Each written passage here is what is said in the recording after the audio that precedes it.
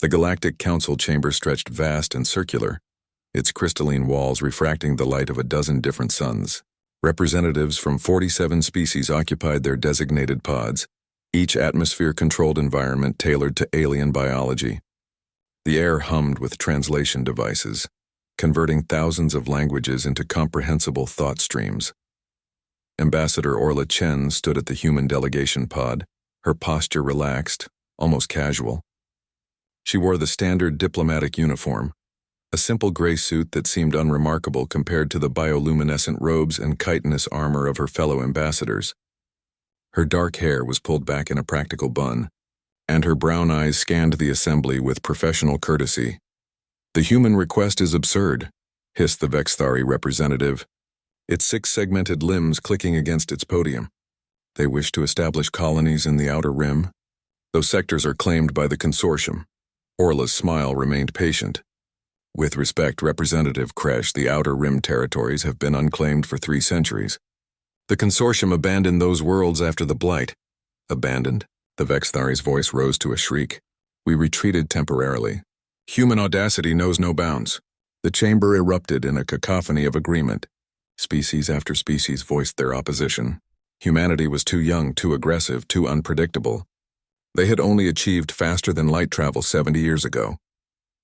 They were children playing at galactic politics. Orla let them speak. She'd expected this. Humanity's application to expand beyond their current 3 systems had been controversial from the start. The established power saw them as upstarts, dangerous primitives who'd somehow stumbled into the stars. What they didn't know, what they couldn't know, was that Orla Chen wasn't just a diplomat.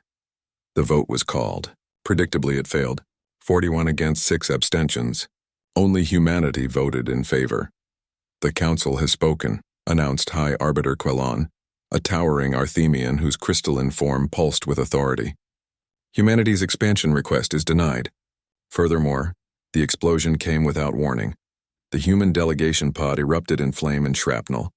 The blast wave shattered nearby pods, sending alien dignitaries tumbling. Alarms screamed.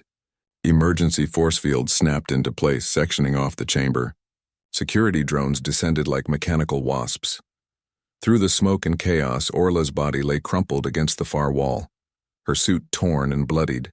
She wasn't moving. Representative Kresh's laughter echoed through the translation net. An unfortunate accident. Perhaps the primitives should invest in better technology. But High Arbiter Quellen's crystalline form had dimmed with something that might have been dread. "You fool," it whispered. "What have you done?" Aboard the human dreadnought Defiant, orbiting 3 light minutes from the Council station, Captain James Morrison received the alert. His jaw tightened as he read the message once, then twice. "Sir?" His first officer, Commander Williams, stepped closer. "What are our orders?" James looked up, and Williams took an involuntary step back. The captain's gray eyes had gone flat, empty of anything resembling mercy. "Send the signal," James said quietly. "Activate Reaper Protocol." Williams paled. "Sir, are you certain? Ambassador Chen might still be—" "Commander!"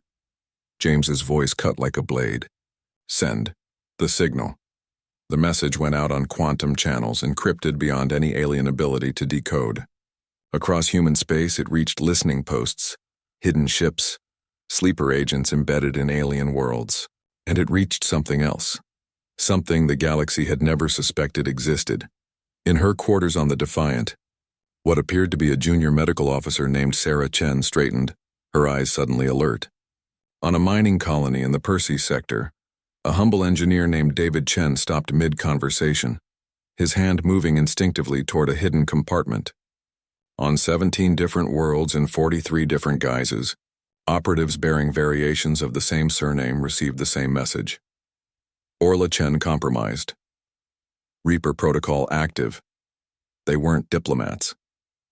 They weren't merchants or scientists or explorers. They were the Chen Directive, humanity's most carefully guarded secret. 50,000 operators, all descended from the same genetic line, all trained from birth for one purpose, to ensure humanity's survival by any means necessary. And Orla Chen wasn't dead. In the Council's medical facility, the Vexithari assassin who'd planted the bomb watched from a hidden vantage point, as medical drones worked frantically on the human ambassador's broken body. Kresh had paid well for this service. With the human diplomat dead, their expansion would be delayed for years, perhaps decades. The assassin's satisfaction evaporated when Orla's eyes snapped open. She shouldn't have been conscious.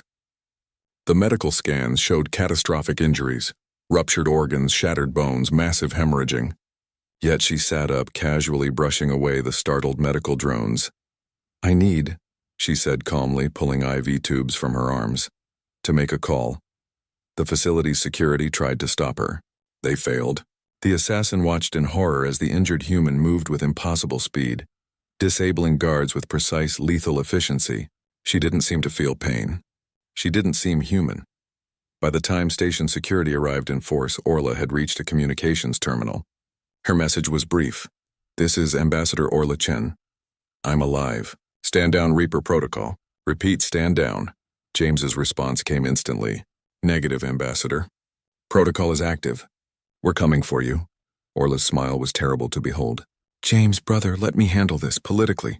A long pause. "Then, you have 12 hours. After that, we handle it our way." High Arbiter Quelon found itself summoned to a private chamber, alone with the human ambassador.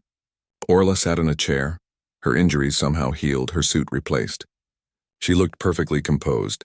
"I know who planted the bomb," she said conversationally. "I know who paid for it. I know which council members were complicit." Quelon's crystalline form flickered with distress. "Ambassador, please understand—" "No!" Orla's voice hardened. "You understand. Humanity submitted a peaceful expansion request. You denied it, fine, that's politics. But you tried to kill me." She leaned forward. "Do you know what would have happened if I'd died?" Quelon remained silent. "My people have a contingency. We call it the Chen Directive. There are 50,000 of us, Arbiter. 50,000 operators trained in infiltration, sabotage, and assassination. We've been embedded in your societies for 40 years. We know your weaknesses. We know your secrets. We know where your leaders sleep." "You're bluffing," Quelon whispered, but its voice lacked conviction. Orla pulled out a data tablet, sliding it across the table. "These are the names of your intelligence chiefs. All of them. These are the location coordinates of your hidden military installations. All of them. This is the genetic sequence of the virus that could wipe out the Vexathari in 72 hours. She paused. "We're not bluffing."